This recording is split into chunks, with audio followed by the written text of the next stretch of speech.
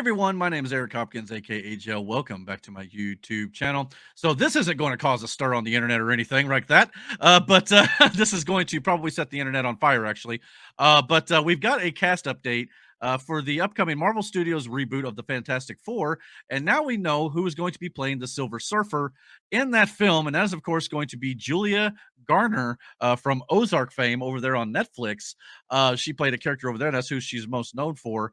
But she's going to be playing a female version of the Silver Surfer known as Shala Ball. I'm not going to lie to you. I'm not 100% familiar with this character. My familiarity with the Silver Surfer is obviously Norrin Rad, the ones that is most popular among fans and the one that's most well known. Obviously, he had an appearance in the Fantastic Four Rise of the Silver Surfer, obviously, which the movie was named after. And that, of course, led to Galactus in that film. But it feels like Marvel Studios is kind of wanting to do the Galactus storyline again, and they're going to hopefully do it a little bit better than that one. Obviously, anytime you got Galactus being a big space cloud and trying to eat worlds with a cloud, that's kind of stupid. So, I mean, look, I understand a lot of people want Norrin Rad, but there's a lot of people who are just upset at the fact that this is a female being cast in a role. And I have no problem with females in roles as long as it makes sense. And a lot of people don't understand.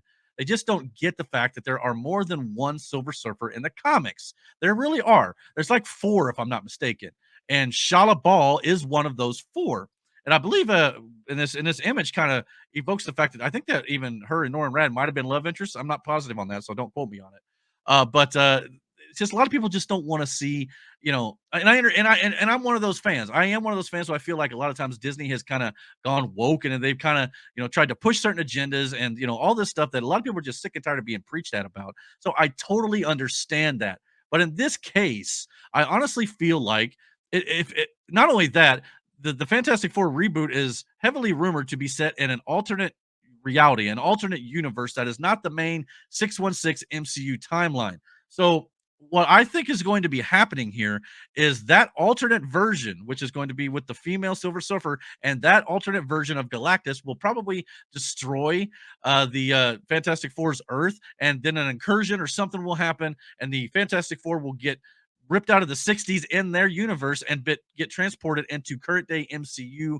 in the 616 universe. So all this is kind of like everybody's complaining about this, but it's setting an alternate timeline which kind of doesn't really have any effect on the main MCU. So we'll probably still get Norrin Rad and the MCU 616 version of Galactus as well at some point down the line. So, and not only that, if the Silver Surfer in this universe and the Galactus in the alternate world here in the Fantastic Four movie destroy their Earth, it will add greater stakes to when the MCU 616 version of Galactus and Norrin Rad's Silver Surfer show up, and they're like, well, we lost that battle when it happened on our Earth, and now can we do that and actually stop them in this universe as well? Or it just adds that element of storytelling that I kind of enjoy. So I mean, I just feel like people are just freaking out about this, and I understand everybody wants the MCU to get the Fantastic Four right, because there's been a few iterations of this family on screen already, and it's just not been done properly. And I mean, I personally like the Chris Evans, Fantastic Four duology that they did. However, they tried to do one after that with Michael B. Jordan, which I didn't think was very well done, and Miles Teller. I just didn't feel like that film was done really well. But I like the first two that they did. It was outside of the Galactus Cloud thing, and I get fans want them to get it right. I honestly do.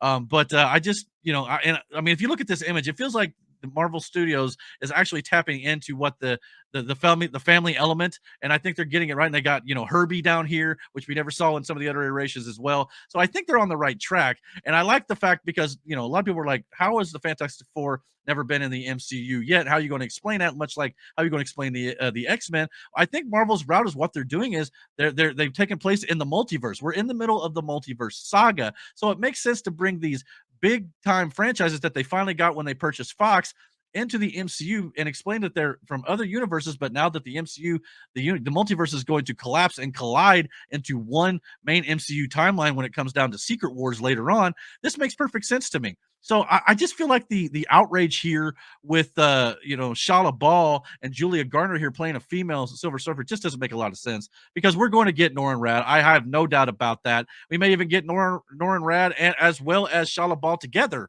And of course, like I said, that means Galactus will probably be the main villain here. It's pretty much all but confirmed at this point. If you got a Silver Surfer, the Herald of the Eater of Worlds is not going to be in this movie without Galactus himself. So again, this could be the next level threat after Secret Wars is over with in the main MCU timeline. And they're kind of laying those seeds here in this alternate world that is going to collapse or have an incursion happen to where it collides with the MCU. So, yeah, like I said, this all makes perfect sense to me. I just feel like everybody needs to calm down. I understand a lot of people get upset about things too quickly nowadays. And a lot of times, I mean, I remember when everybody got upset when Heath Ledger was cast as the Joker or Michael Keaton was cast as the Batman. Oh, well, Michael Keaton, he's a comedy actor. This is before the internet days, even. But, and Heath Ledger, he can't play the Joker. The guy from Brokeback Mountain's going to play the Joker. And look how that turned out.